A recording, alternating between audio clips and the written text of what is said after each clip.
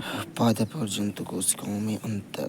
पादप कोशिका भित्ति पादप में कोशिका भित्ति सुरक्षा और अवलंब प्रदान करती है। जंतु कोशिका में कोशिका भित्ति अनुपस्थित होती है। कुछ कोशिका में प्रोटीन का बाह्य कोश के लिए मैट्रिक्स होता है। केंद्रक पादप कोशिका में अधिकांशतः आनुवंशिक सूचनाओं का स्थान केंद्रक होता है। जंतु कोशिका में कोशिका की अधिकांश आनुवंशिक स्थान केंद्रक होता है। पादप कोशिका में अंतःप्रद्रव्य जेलिका प्रोटीन संश्लेषण प्रसंस्करण और भंडारण और लिपिड संश्लेषण होता है। जंतु कोशिका में अंतःप्रद्रव्य जालिका में प्रोटीन संश्लेषण प्रसंस्करण भंडारण और लिपिड संश्लेषण होता है।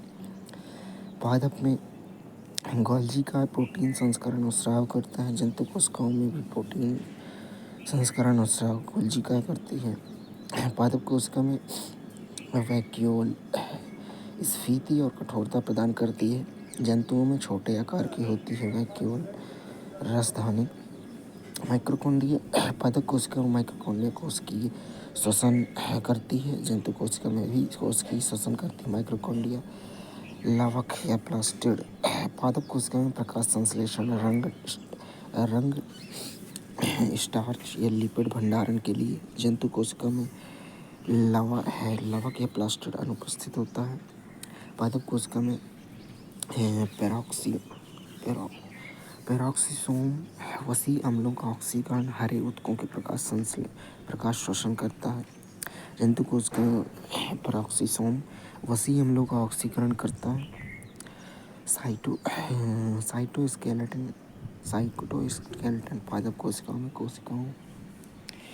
कोशिकाओं के आकार को नियंत्रित करता है। गुणसूत्रों को स्थानांतरित करता है। कोशिका द्रव्य प्रवाह को नियंत्रित करता है।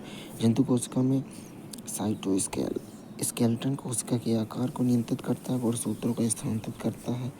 कोशिका द्रव्य प्रवाह को नियंत्रित करता है। पादप कोशिका में तारक काय अनुपस्थित होता है। जंतु कोशिका में तारक काय केंद्रक के विभाजन के लिए आवश्यक होता है। अंतःप्रद्रव्य जेलिका ER ये कोशिकाएं द्रव्य में पाई जाने वाली झपटी नलिका सदृश रचनाएं हैं जो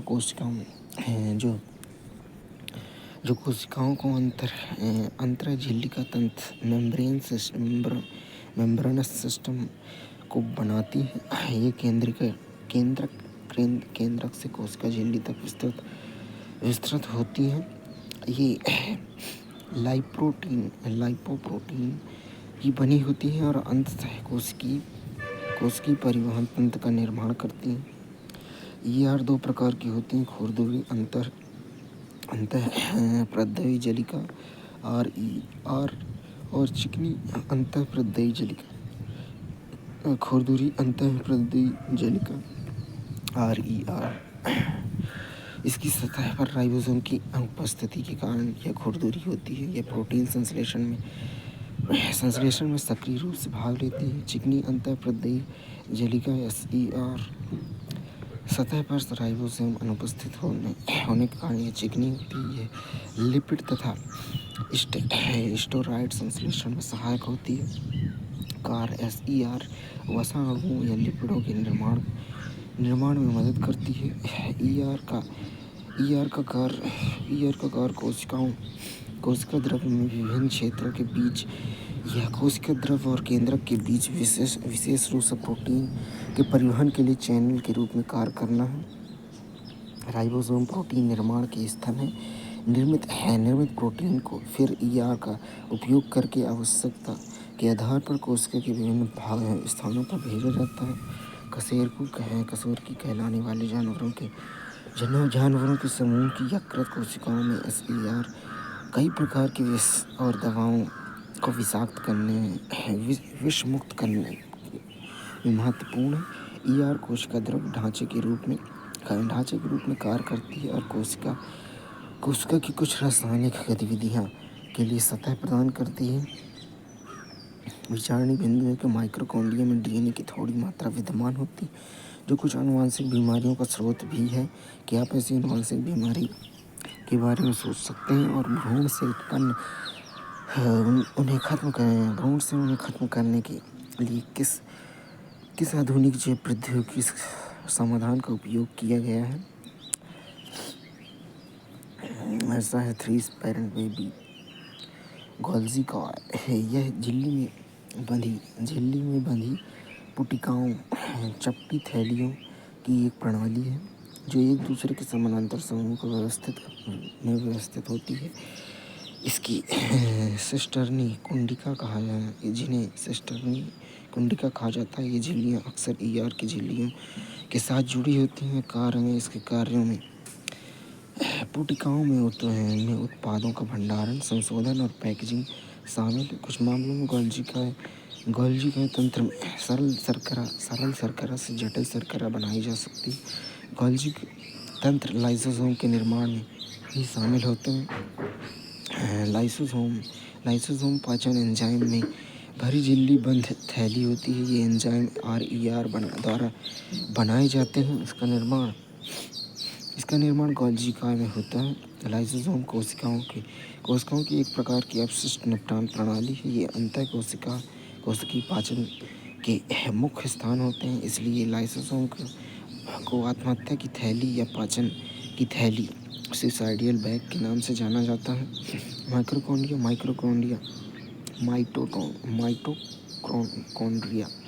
को कोशिका का पावर हाउस कहा जाता है। जीवन के लिए आवश्यक विभिन्न रासायनिक गतिविधियों के लिए आवश्यक ऊर्जा माइटोकॉन्ड्रिया द्वारा ATP एडिनोसिन ट्राइफॉस्फेट अणुओं के रूप में निर्मुक्त की जाती है। ATP को कोशिका की ऊर्जा मुद्रा के रूप में जाना जाता है। शरीर नए रासायनिक यौगिक बनाने या यांत्रिक कार्यों के लिए ATP में संग्रहित ऊर्जा का उपयोग करता है। माइटोकॉन्ड्रिया का अपना DNA और राइबोसोम होता है। इसलिए माइटोकॉन्ड्रिया स्वयं में कुछ प्रोटीन बनाने में सक्षम है। प्लास्टिड केवल पादप कोशिकाओं में पाए जाते हैं। लवक कोशिकाओं में पाए जाने वाले सबसे बड़े अंगक होते हैं। प्लास्टिड का भी अपना DNA और राइबोसोम होता है। इसमें पाए जाने वाले वर्णकों के आधार पर सिम्पर ने इन्हें 3 वर्गों में बांटा है: वर्ली लवक, क्रोमोप्लास्ट, हरित लवक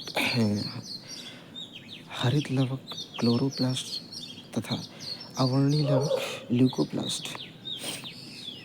वर्ली लवक क्रोमोप्लास्ट ये हरे रंग के अलावा पौधों में पाए जाने वाले अन्य रंगों के लिए उत्तरदायी, जैसे हल्दी का ज़ैंथोफिल रंग आदि। हरित लवक क्लोरोप्लास्ट ये पूर्ण हरित क्लोरोफिल की उपस्थिति के कारण हरे रंग का होता है। क्लोरोप्लास्ट पौधे में प्रकाश संश्लेषण के लिए महत्वपूर्ण होता है। आवर्णी लवक ल्यूकोप्लास्ट ये रंगहीन लवक है जिसका संचय पौधों के अंगों में पाया जाता है। ये पौधों के उन भागों में कोशिकाओं में पाए जाते हैं जो सूर्य के प्रकाश से वंचित रहते हैं, अर्थात जड़, भूमि, तना, जैसे मक्का, आलू, गेहूँ आदि। राजधानी ठोस या तरल सामग्री के लिए भंडार थैलियों के रूप में कार्य करती हैं।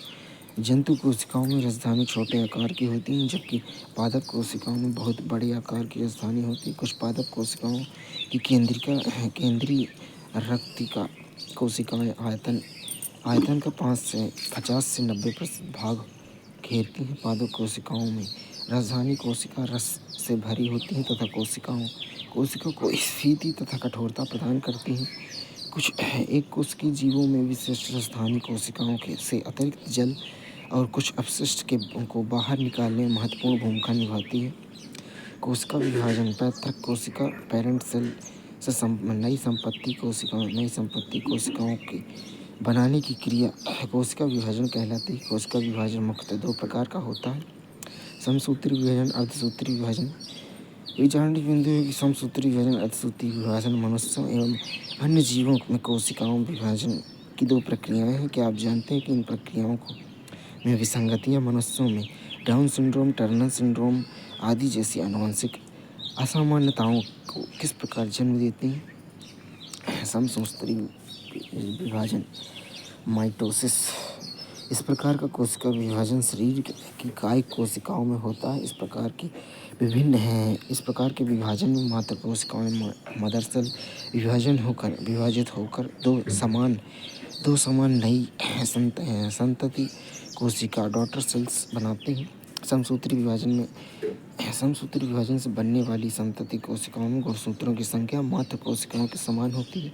इस विभाजन के परिणामस्वरूप संतति कोशिकाओं के गुण मात्र कोशिकाओं के समान होते हैं। यह विभाजन सभी जीवों में वृद्धि का आधार होता है, क्योंकि इसमें कोशिकाओं का गुणन, वृद्धि, मरम्मत, घावों का भरना आदि होता है। अर्धसूत्री विभाजन मेसोसिस यह विभाजन केवल प्रजनन अंगों की कोशिकाओं में होता है। यह विशेष प्रकार की कोशिका विभाजन है इसमें जिसके द्वारा बनने वाली आनुवंशिक संतति कोशिका हैप्लॉइड डॉटर सेल में गुणसूत्रों की संख्या आधी रह जाती है, इसलिए इसे अर्धसूत्री कोशिका विभाजन कहा जाता है। ऊतक कोशिकाओं का एक समूह जो संरचना में समान और या एक विशेष कार्य को पूरा करने के लिए एक साथ कार्य करता है, उन ऊतक का निर्माण करते हैं। ऊतक शब्द का प्रयोग सर्वप्रथम विचट ने किया था। पादप अचल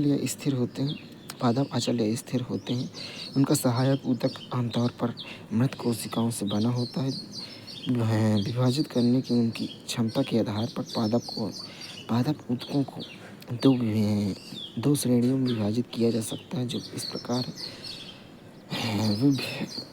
विभज्योतक, मेरिस्टेमेटिक। इसका कार्य कोशिका विभाजन का निरंतर नई कोशिकाओं का निर्माण करना है। कोशिकाएं विभाजित होकर पौधों की लंबाई और मोटाई को बनाने में सहायक होती हैं।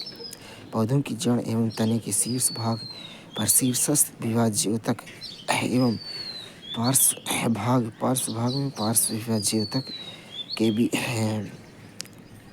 कैम्बियम उपस्थित होता है। विभाज्योतक ऊतक की कोशिकाएं क्रियाशील होती हैं। उनमें सघन कोशिका द्रव्य, पतली सेलुलोज भित्तियाँ और स्पष्ट केंद्रक होता है। उनमें रसधानी उपस्थित नहीं होती है। विभेदन और स्थायी ऊतक विभज्योतक ऊतक से बनते हैं। इनमें विभाजन की क्षमता समाप्त हो जाती है। स्थायी ऊतकों का एक निश्चित आकार होता है। ये कोशिकाएं जीवित या मृत दोनों मृत होती हैं। इनमें रसधानी मुक्त कोशिका द्रव्य होता है। सरल स्थायी ऊतक और जटिल स्थायी ऊतक में अंतर। सरल स्थायी ऊतक एपिडर्मिस के नीचे कोशिकाओं की कुछ परत आमतौर पर सरल स्थायी ऊतक होती हैं। सभी प्रकार की कोशिकाओं से बने होते हैं, जो एक दूसरे के समान दिखते हैं। ऐसे ऊतकों को सरल स्थायी ऊतक कहा जाता है। विभिन्न प्रकार के सरल ऊतक होते हैं। पैरेन्काइमा, मृदु ऊतक, कोरेन्काइमा, स्थूल ऊतक और स्क्लेरेन्काइमा, दृढ़ ऊतक। पैरेन्काइमा यह सबसे आम सरल स्थायी ऊतक है। यह पौधों का संरक्षण करता है, पत्तियों में भोजन निर्माण करता है, साथ ही उत्सर्जित पदार्थ गोंद, रेजिन, टेनिस आदि को संचित करता है। मांस में जल वहन मृदु ऊतक के द्वारा ही होता है। कोलेनकाइमा पादपों में लचीलापन कोलेनकाइमा के कारण होता है। ये पौधों के विभिन्न भागों में जैसे कि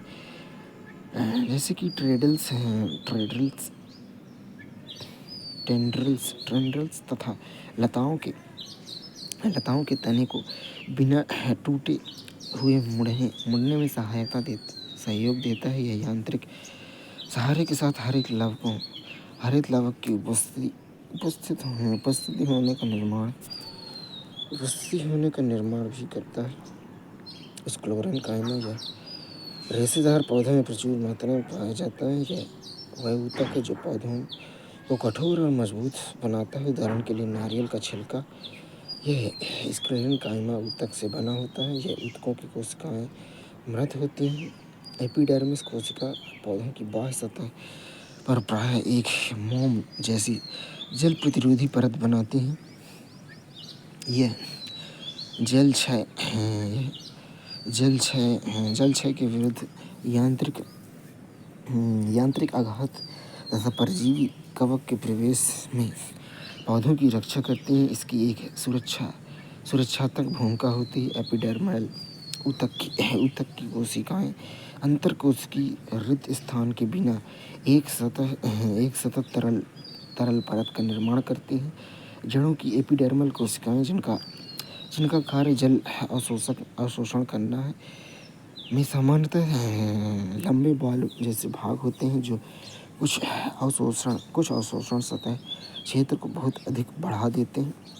रेगिस्तानी पादपों जैसे कुछ पौधों में बाह्य त्वचा एपिडर्मिस की बाहरी सतह पर क्यूटिन जल रोधी गुण वाले रासायनिक पदार्थ की एक मोटी मोमी परत उपस्थित होती है। जटिल ऊतक एक से अधिक प्रकार की कोशिकाओं से बने होते हैं। ये सभी कोशिकाएं एक साथ मिलकर एक इकाई के रूप में कार्य करती हैं। ये जल खनिज तैयार भोजन को पौधे के विभिन्न स्थानों में पहुंचाने का कार्य करती हैं। जाइलम और फ्लोएम जैसे जटिल ऊतकों के उदाहरण हैं। ये दोनों संवाहक ऊतक हैं और एक समविहीन बंडल का निर्माण करते हैं। जाइलम पौधों में यांत्रिक अवलंब प्रदान करता है। ये पौधों की जड़ों द्वारा अवशोषित जल तथा खनिज लवणों को पौधों के विभिन्न भागों में पहुंचाते हैं। इन्हें जल संवाहक ऊतक भी कहा जाता है। भूमि का जल प्रसरण दबाव द्वारा मूल रोमों तक पहुंचता है। फ्लोएम 5 प्रकार की कोशिकाओं से बने होते हैं। छलनी कोशिकाएं, छलनी नलिकाएं, सहचर कोशिकाएं, एलोएम, phloem fibre, phloem parenchyma. Phloem पत्तियों में से पौधे के अन्य भागों तक भोजन पहुंचाता है। ये जीवित ऊतक होते हैं। यदि किसी वृक्ष का फ्लोएम क्षतिग्रस्त हो जाता है तो पत्तियों द्वारा निर्मित पोषक तत्व जड़ों तक नहीं पहुंच पाता है और वृक्ष धीरे धीरे सूख जाता है।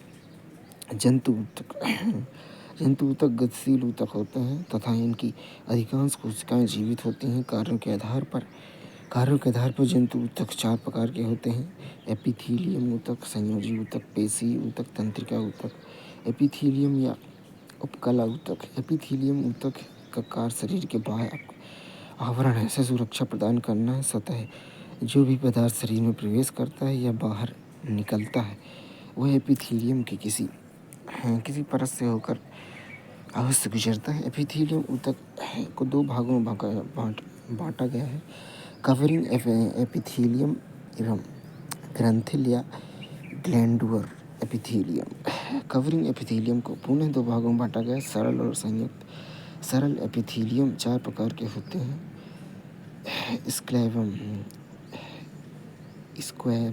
स्क्वैमस सेल की एपिथीलियम। सरल स्क्वैमस एपिथीलियम कोशिकाएं अत्यंत पतली और सपाट होती हैं तथा ये नाजुक परत बनाती हैं। जीवा ग्रसनली आहार नाल की परत भी स्क्वैमस एपिथीलियम की बनी होती है।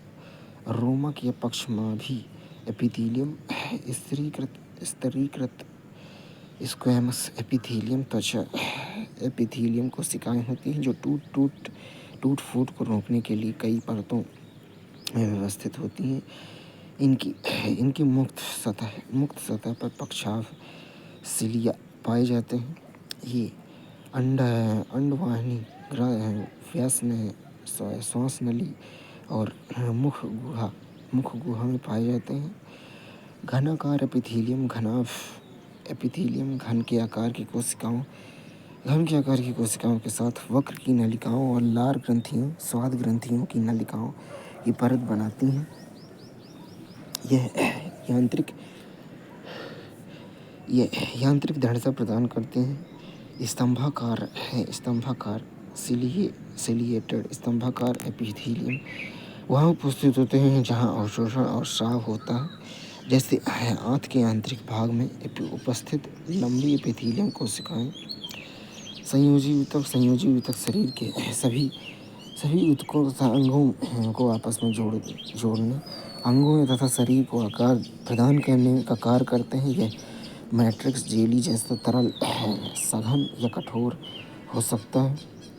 रक्त एक प्रकार का संयोजी ऊतक है। रक्त में एक तरल मैट्रिक्स होता है जिसे प्लाज्मा कहा जाता है। इसमें लाल रक्त कोशिकाएं, आरबीसी, श्वेत रक्त कोशिकाएं, डब्ल्यूबीसी, प्लेटलेट्स आदि होते हैं। प्लाज्मा में प्रोटीन, लवक और हार्मोन होते हैं। रक्त प्रवाहित होता है और गैसों, पचे हुए भोजन, हार्मोन एवं अपशिष्ट पदार्थों को शरीर के विभिन्न भागों में पहुंचाता है।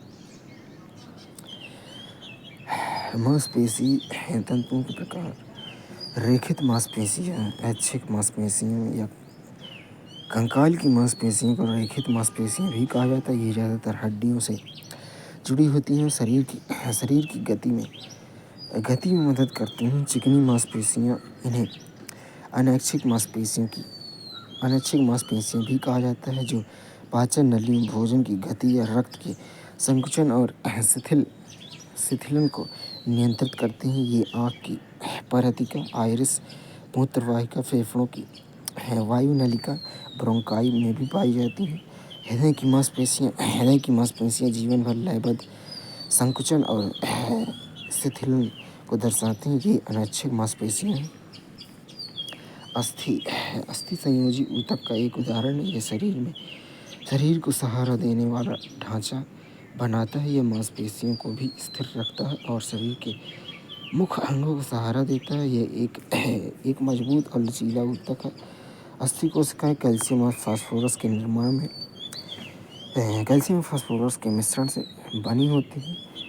स्नायु बंधन, लिगामेंट, दो अस्थियां एक दूसरे से संयोजी ऊतक द्वारा जुड़ी होती हैं, जिन्हें स्नायुबंध, लिगामेंट कहते हैं। यह ऊतक बहुत लचीला होता है। इसमें काफ़ी मजबूती होती है। कंडरा, टेंडन, मांसपेशियों को हड्डी से जोड़ता है। कंडरा या टेंडन ये अन्य प्रकार के संयोजी ऊतक है। उपास्थि, कार्टिलेज, एक प्रकार का संयोजी ऊतक। उपास्थि जोड़ों पर हड्डियों की सतह को चिकना बनाती है और ये नाक, कान, श्वास नली, स्वर ग्रंथ में मौजूद होती है। एरियोवर संयोजी ऊतक त्वचा और मांसपेशियों के बीच, रक्त वाहिकाओं और नसों के आसपास और अस्थि मज्जा में पाया जाता है। यह अंगों के मध्य उपस्थित रिक्त स्थान को भरता है, आंतरिक अंगों को सहारा देता है तथा ऊतकों की मरम्मत में मदद करता है। पेशी ऊतक प्रचालन तथा विभिन्न प्रकार की गतिविधियों के लिए पेशी ऊतकों की आवश्यकता होती है। गतिविधियाँ एवं संकुचन: शीतलन में मायोसिन तथा एक्टिन नामक संकुचनशील प्रोटीन महत्वपूर्ण भूमिका निभाते हैं। पेशी ऊतक के प्रकार: ऐच्छिक पेशी या कंकाल पेशियाँ सचेतन नियंत्रण में शरीर की गति के लिए हड्डियों से जुड़ी हुई। इसमें धारियाँ होती हैं तथा इसकी विशेषताएं लंबी, बेलनाकार, अशाखित और बहुकेंद्रीय कोशिकाएं होती हैं। अनैच्छिक पेशियाँ, चिकनी पेशियाँ पाचन और रक्त वाहिका संकुचन जैसी अनैच्छिक गतिविधियों को नियंत्रित करती हैं। एकल केंद्रक वाली धुरी के आकार की कोशिकाएं, जिन्हें आरेखित पेशियाँ कहा जाता है। हृदय संबंधी पेशियाँ: हृदय के लिए अद्वितीय लयबद्ध संकुचन उत्पन्न करना। ये रेखी एक केंद्र की अंतः स्थापित डिस्क के माध्यम से परस्पर जुड़ी होती हैं। पेशी ऊतक के गुण में संकुचनशीलता, विस्तारशीलता, लोचशीलता और उत्तेजनशीलता। पेशी ऊतक की संरचना में एपीमाइसियम, पेरीमाइसियम, एंडोमाइसियम पेशी संकुचन को सुगम बनाते हैं। पेशी ऊतक के कारण तंत्रिका बंडलों से संकेत प्राप्त करने पर पेशियाँ सिकुड़ती हैं। एक्टिन और मायोसिन की परस्पर क्रियाएं मांसपेशियों के संकुचन करने के लिए प्रेरित करती हैं, जिसमें शरीर की गति, अंग उत्पीड़न और ध्वनि उत्पादन में योगदान मिलता है। पेशियाँ ग्लाइकोजन भंडारण स्थल के रूप में कार्य करती हैं और ऑक्सीजन परिवहन के लिए इसमें मायोग्लोबिन मायोग्लोबिन होता है। कंकाल की पेशियाँ शरीर के द्रव्यमान का लगभग 40% हिस्सा निर्मित करती हैं। तंत्रिका ऊतक मस्तिष्क रीढ़ की अस्थि तंत्रिकाएं सभी तंत्रिका ऊतक से बनी होती हैं। इस ऊतक की कोशिकाओं को तंत्रिका कोशिकाएं या न्यूरॉन्स कहा जाता है। एक न्यूरॉन में एक कोशिकाएं होता है जिनमें एक केंद्रक तथा और कोशिका द्रव होता है जिनमें लंबे पतले बाल जैसे हिस्से निकलते हैं। प्रत्येक न्यूरॉन में एक लंबा हिस्सा प्रोसेस होता है जिसे एक्सॉन अक्षतंतु कहा जाता है और कई छोटे शाखित हिस्से प्रोसेसेस होते हैं जिन्हें डेंड्राइट्स कहा जाता है। चित्र में देखा जा सकता है एकल तंत्रिका एक एकल तंत्रिका कोशिका 1 मीटर तक लंबी हो सकती है। तंत्रिका तंतु से होकर गुजरने वाले संकेत को केंद्रिका आवेग कहा जाता है। तंत्रिका और मांसपेशी ऊतक का कार्यात्मक संयोजन अधिकांश प्राणियों के लिए मौलिक है। यह संयोजन जीवों को उत्तेजनाओं के प्रति तीव्र गति करने में सक्षम बनाता है। निष्कर्ष रूप में कहते हैं कोशिकाओं और ऊतकों को समझना जीवन और रोग की बुनियादी समझ के लिए महत्वपूर्ण है। यह हमारे जैविक सार के बारे में अंतर्दृष्टि प्रदान करता है तथा स्वास्थ्य सेवा और जैव प्रौद्योगिकी प्रगति की कुंजी है। जीवन स्वस्थ रोग की जटिलताओं को जानने के लिए कोशिकाओं और ऊतकों का व्यापक ज्ञान अपरिहार्य है। यह चिकित्सा अनुसंधान जैव प्रौद्योगिकी तथा पुनर्योजी चिकित्सा की आधारशिला है जो निदान और चिकित्सा विज्ञान में प्रगति को गति देता है एवं अंततः मानव जीवन की गुणवत्ता में सुधार करता है। महत्वपूर्ण शब्दावली में विसरण ये कोशिका झिल्ली के आर पार जाने वाले पदार्थ की गति, कार्बन डाइऑक्साइड या कोशिका या ऑक्सीजन जैसे कुछ पदार्थ कोशिका झिल्ली के आर पार गति कर सकते हैं। परासरण एक चयनात्मक पारगम झिल्ली के माध्यम से जल के अणुओं का आवागमन। कोशिका झिल्ली कोशिका का सबसे बाह्य आवरण जो कोशिका के आंतरिक भाग को उसके बाह्य आवरण से जो अलग करती है। कोशिका भित्ति पादपों की कोशिकाओं में एक कठोर बाह्य आवरण जो प्लाज्मा झिल्ली के बाहर स्थित होता है। कोशिका द्रव प्लाज्मा झिल्ली के अंदर का तरल पदार्थ होता है। लाइसोसोम झिल्लीदार बंधी हुई थैलियाँ होती हैं जो पाचन एंजाइमों से भरी होती है। ये एंजाइम RER द्वारा बनाए जाते हैं। लाइसोसोम कोशिकाओं का एक प्रकार का अपशिष्ट निपटान तंत्र है। ऊतक कोशिकाओं का एक समूह जो संरचना में समान होते हैं और किसी विशेष कार्य को पूरा करने के लिए एक साथ कार्य करता है ऊतक बनाता है।